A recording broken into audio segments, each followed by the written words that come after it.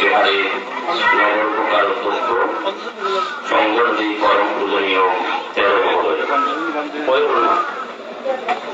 ये दादा स्पीकर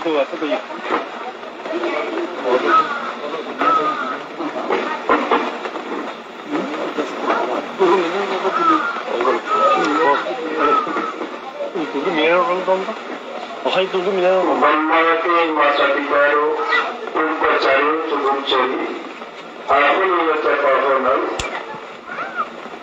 দুনিয়াতে কুত্তানাম পাহায়ান্তাম প্রভু। আজকে ঐতিহ্যবাহী কদরপুর শ্মশান বিহারের বিশেষ উপাসক প্রয়াত বাবুল বড়ুয়ার সহযোগী প্রয়াত প্রশিক্ষা কণিকা বড়ুয়াকে উদ্দেশ্য করে আজকে এই অষ্ট পরিষ্কার সহ সংগঠন বিআরপি সম্মেলন অনুষ্ঠান আজকের এই সামগ্রিক পূর্ণাঙ্গ অনুষ্ঠানের সম্মানিত সভাপতি যিনি একেবারে সমাজ গঠনে বিশেষ করে মানুষ গড়ার কারিগর হিসেবে প্রতিষ্ঠিত হয়ে যেভাবে সমাজকে শিক্ষা দিয়েছেন এবং সাথে সাথে শাসন সব ধর্মকে রক্ষা করছেন।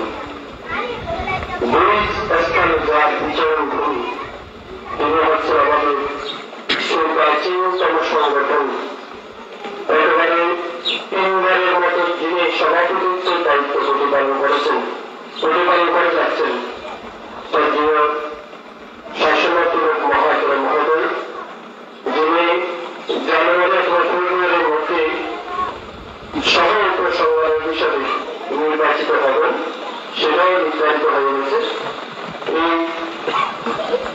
ওনার কর্মের স্বীকৃতি স্বরূপ এই কর্মগুলো উনি প্রাপ্ত হচ্ছেন, উপায়গুলো প্রাপ্ত হচ্ছেন এবং আমাদের 22তম সংগ্রামের চন্দ্রমুখী শান্তি সম্মান পদকগুলো ভূষিত হয়েছেন সেগুলো মহাত্মা মহোদয় মন্ত্রী বিশেষ অতিথি অঞ্চল গ্রামের এই কৃতি সন্তান যাকে কেন্দ্র করে ডিসেম্বরের 18 এবং 19 তারিখ মহাসাড়ম্বরে বর্ণাঢ্য অনুষ্ঠানমালার মধ্য দিয়ে মহাদের অভিনয়ে প্রতিষ্ঠিত হচ্ছেন।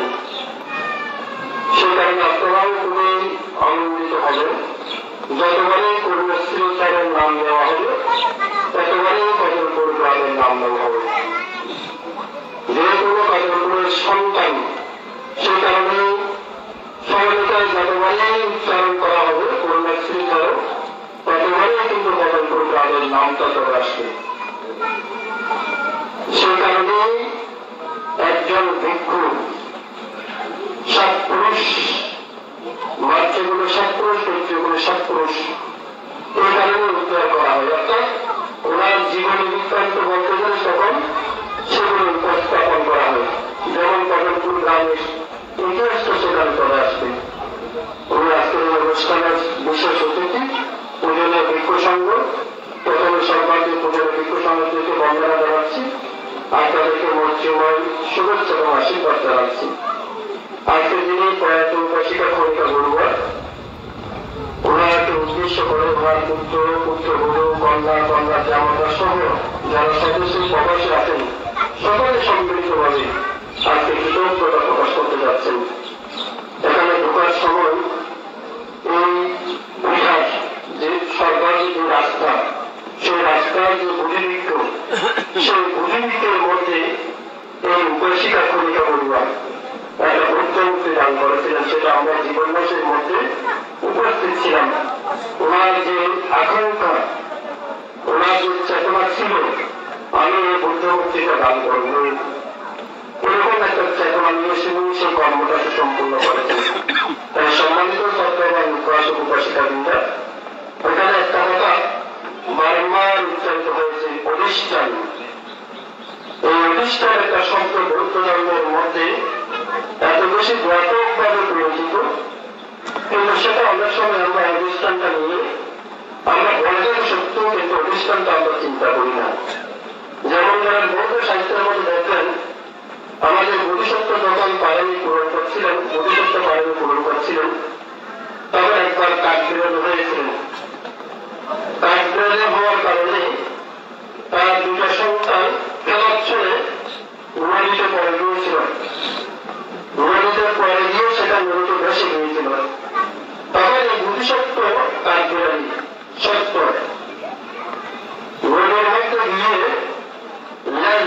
পানি সেচন করতেছে।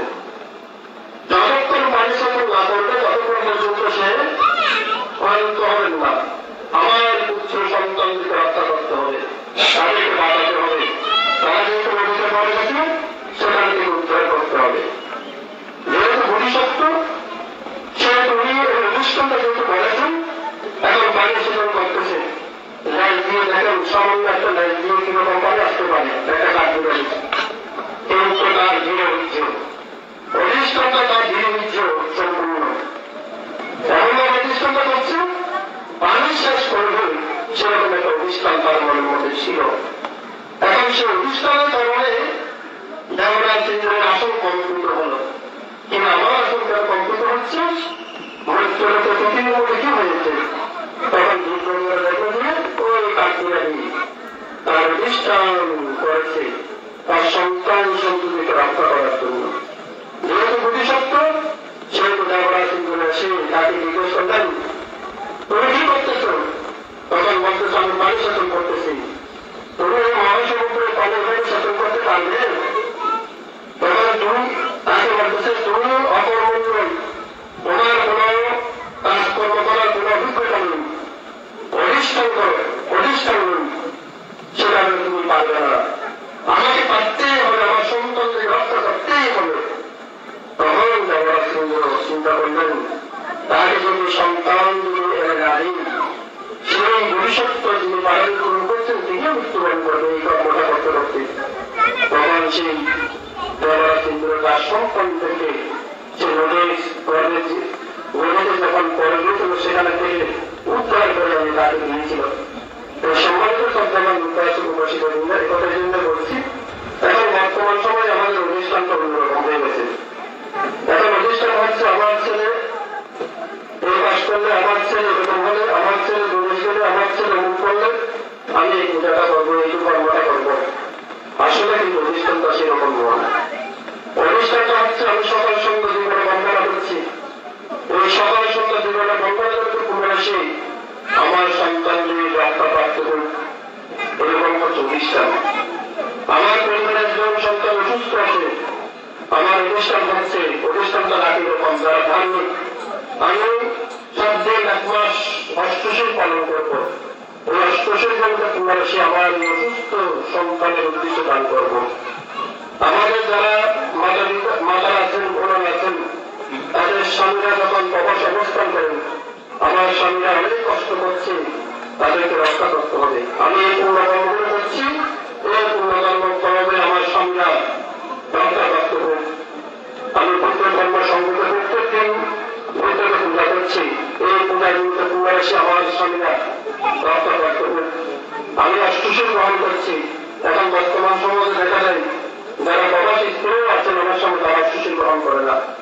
তারা যদি অষ্টশীল গ্রহণ করে অর্থনা প্রতিষ্ঠান করে আমার এই পুনরাশি আমার স্বামীরা রক্ষাপ্রাপ্ত হোক, যেমন অন্তরে থেকে রক্ষাপ্রাপ্ত হোক, এভাবে যদি আমরা অনুষ্ঠানগুলো করতে পারি। এখন বর্তমানে আমরা ত্রৈমাসিক বর্ষাবাস অনুষ্ঠান করি, একেবারে আমরা বলার সময় 3 মাস বলে ফেলি, কিন্তু 3 মাসের মধ্যে দেখা যায় 13 দিন। আর পূর্ণিমাস করলে অবশ্যই বছরের মধ্যে 3 বর্ষের পূর্ণিমার মধ্যে আর পূর্ণিমা অবশ্যই কোনো খবর নাই। এগুলো কিন্তু আমাদের আগে আমাদের যারা বয়স্ক ছিলেন, বিশেষ করে মুরব্বীরা, এখন সাদা পোশাকে সাদা চুলওয়ালা মানুষও দেখা যায় না অনুষ্ঠানের মধ্যে। তখনকার জন্য কিন্তু এরকম যারা বয়স্ক হয়েছেন তাদের একটা পরিবারের অবস্থান, সাদা পোশাক পত্র পরে একেবারে সামনের সাথে বসতে, এগুলো কিন্তু নিয়মের মধ্যে বসায়। যেমন আমাদের হিন্দু সমাজের মধ্যে আমাদের নিয়মের মধ্যে একটা নিয়ম আছে, যার বর্ষাবাস বড় সে সামনের সাথে বসবে। এগুলো কিন্তু দেবতাদের মধ্যে এরকম নিয়ম আছে। এখন কিন্তু আমাদের আগে মানুষের মধ্যে ছিল, কিন্তু বর্তমানে এখন আস্তে আস্তে সেগুলো চলে যাচ্ছে। আগে সামাজিক প্রথার মধ্যে ছিল আমাদের বিভিন্ন অনুষ্ঠানের মধ্যে কানাগানের মধ্যে কে বসবে, এই পাড়ার যে পাড়ার অনুষ্ঠান সেই পাড়ার মুরব্বীকে সে বসবে। কথাবার্তা বিবাহ বন্ধন থেকে শুরু করে বিভিন্ন সামাজিক কর্মের মধ্যে অথবা ওনাকে কিছু আরম্ভ করতে কথা বলা আরম্ভ করতে হবে, সেরকম অবস্থাও আমাদের মধ্যে ছিল। কিন্তু এখন আমাদের মানামানিটা চলে যাচ্ছে, মানামানিটা যদি চলে যাচ্ছে আমাদের মধ্যে হিংসাটাও বেড়ে যাচ্ছে। আমি তোমার থেকে কম কিনা, এভাবে কিন্তু আমাদের সমাজের মধ্যে বর্তমানে এভাবে কিন্তু বেড়ে যাচ্ছে। তাই সম্মানিত ছাত্রবান উপাসিকা এখানে আপনাদের কাছে কামনা করবো, এখন যারা কিছু প্রতিষ্ঠান করে করেন, এখন এমন অস্থিশীল হয়েছেন আমি 3 মাসের মধ্যে 13 জন অস্থিশীল থাকতো, কোনো রকমের ত্রুটি হবে না, এরকম প্রতিষ্ঠান করে দিল। যে প্রতিষ্ঠান করেন আমি মনে করি সেই কর্মসূচি সম্পূর্ণ করতে আপনাদের করতে হবে না। তাই আসুন আপনারা যে পূর্ণকর্ম করতেছেন আমাদের প্রয়াসিকা ভূমিকা করবেন, যেখানে জন্মগ্রহণ করুন না কেন, অর্থ পরিবার যে সমস্ত নির্যাতন যারা মৃত্যুবরণ করেছেন তারাও যদি আমাদের পূর্ণরেশা প্রমাণ হয়ে থাকে, আমাদের আপনাদের সকলের পূর্ণরেশা প্রাপ্ত করবে। পুনর্বার পূর্ণের ঐক্যসম্মতে বন্ধনা জ্ঞাপন করে অর্থ পরিবারের সে রূপে কামনা করে যারা প্রবাসী আছেন তাদের মনেও সুস্বাস্থ্য দীর্ঘ জীবন কামনা করে সকলের পূর্ণকর্মের কাছে প্রার্থনা করুন।